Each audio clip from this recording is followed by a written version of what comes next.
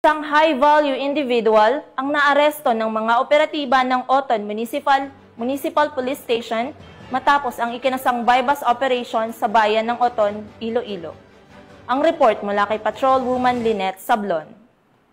Arestado ang isang high-value individual na drug personality matapos ang matagumpay na bypass operation na isinagawa ng Regional Police Drug Enforcement Unit 6 dito lamang 14 ng Setyembre taong kasalukuyan sa Zone 2, Barangay Alegre, Oton, Iloilo. Kinilalang suspect na si Alias Dagul, 36 na taong gulang, residente ng nasabing barangay.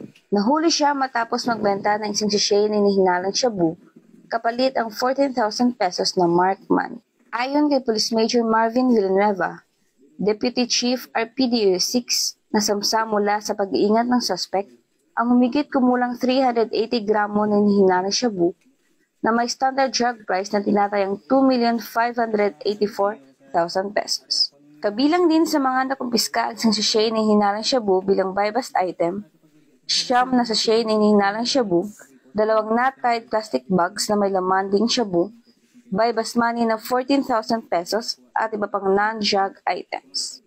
Nasa kusdiya na ng kapulisan ang suspect at sasampahan ng kasong paglabag sa Republic Act 9165 o Comprehensive Dangerous Drugs Act of 2002. Ang operasyon ay pinangunahan ng RPDU 6, katuwang ang Oton Municipal Police Station, PDEO IPPO, PDEGSO OU6 at RID6. Patuloy ang PNP sa mas pinaigting na kampanya laban sa iligal na droga upang matiyak ang kaligtasan at kapayapaan ng publiko.